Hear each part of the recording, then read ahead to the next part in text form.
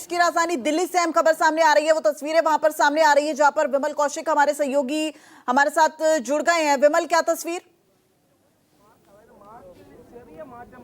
जी बिल्कुल, देखिए मैं आपको दिखा रहा हूँ कि एनएसयूआई के जो स्टूडेंट विंग है वो लगातार प्रोटेस्ट कर रही है। लेकिन सवाल ये नहीं है कि एनएसयूआई प्रोटेस्ट कर रही है या फिर एबीवीपी प्रोटेस्ट कर रही है। सवाल ये है कि स्टूडेंट के भविष्य से लगातार जो है वो खिलवाड़ हो रहा है। लगातार इस तरह की खबरें आती रही है। एक बार फिर से पेपर लीक की खबरें आई है जिसके बाद नीट की परीक्षा रद्द कर दी गई है। क्या कहेंगे? जी, पहले ये सरकार वोट चोरी करती थी, अब पेपर चोरी भी करने लगी है। स्टूडेंट्स इतने परेशान है, पेपर इन्होंने रद्द कर दिया। अब जो आगे आत्महत्या होंगी सीकर में, कोटा में, जहाँ भी स्टूडेंट्स पढ़ते हैं, उनका जिम्मेदार कौन होगा?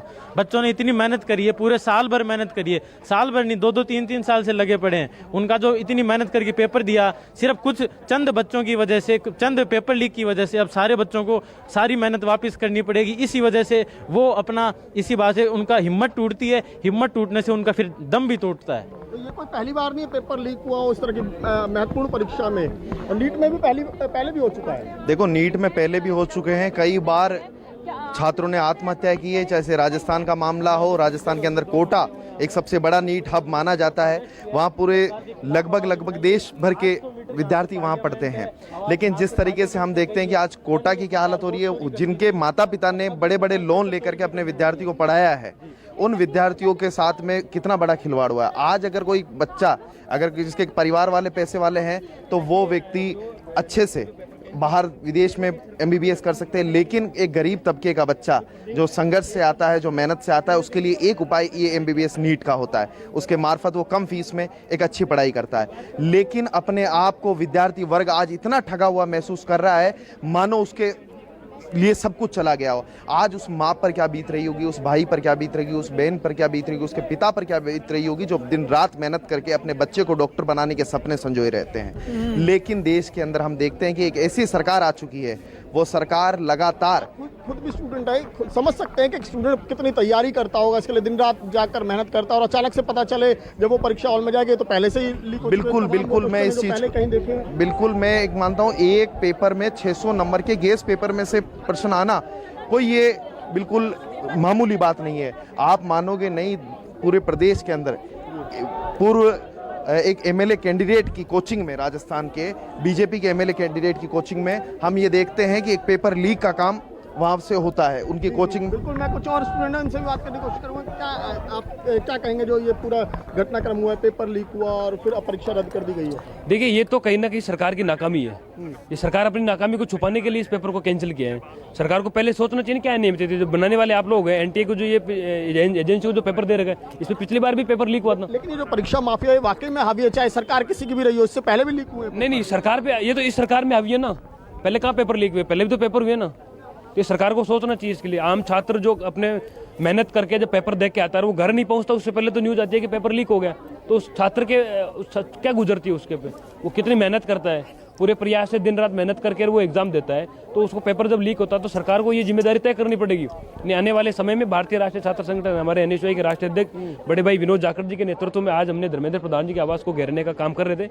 सरकार पुलिस के दम पे आम छात्र की आवाज को कुचलना चाहती है, लेकिन भारतीय राष्ट्रीय छात्र संगठन आवाज को कुचलने नहीं देगा, हमेशा आम छात्रों के फेवर में रहेगा। क्या मांगे आप? देखिए, सरकार इस पेपर को जब कैंसिल हुआ, इसको दोबारा से परिपूर्ण तरीके से इसको पेपर को दोबारा होना चाहिए, और आम छात्र जो पढ़ने वाला छात्र है उसको न्याय मिलना चाहिए। वो सरकार को न्याय की उम्मीद से देख रहा है। नहीं आने वाले न्याय मिलना चाहिए, आप कुछ कहेंगे?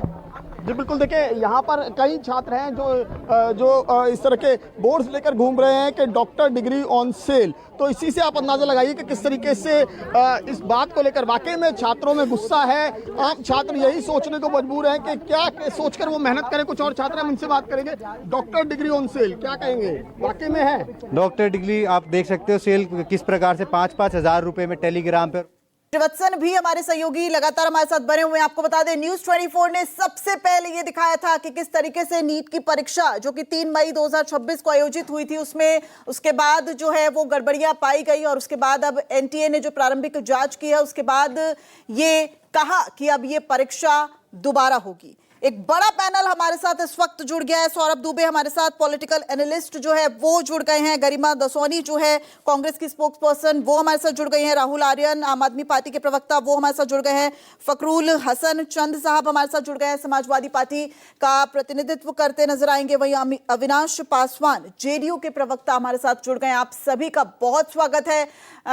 और साथ ही साथ विमल हमारे साथ दिल्ली से बने हुए हैं जहां पर एनएसयूआई का प्रदर्शन चल रहा है। साथ ही साथ श्रीवत्सन जो है वो भी हमारे साथ बने हुए हैं। श्रीवत्सन आपके पास भी आएंगे, लेकिन इस वक्त सबसे पहले अविनाश पासवान के पास मैं जाना चाहूंगी।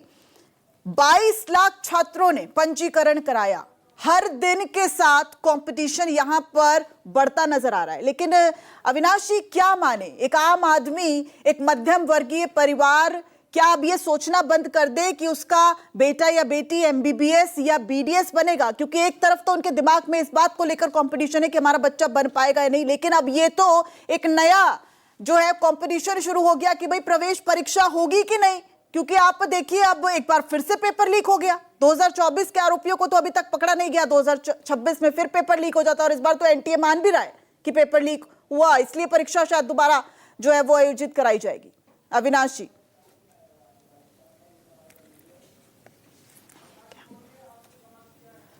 अविनाश जी आप हमें सुन पा रहे हैं?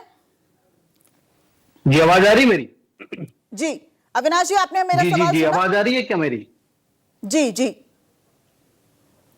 ठीक है अविनाश जी आपके पास दोबारा एक बार फिर से जी एक बार फिर से बताया। ठीक है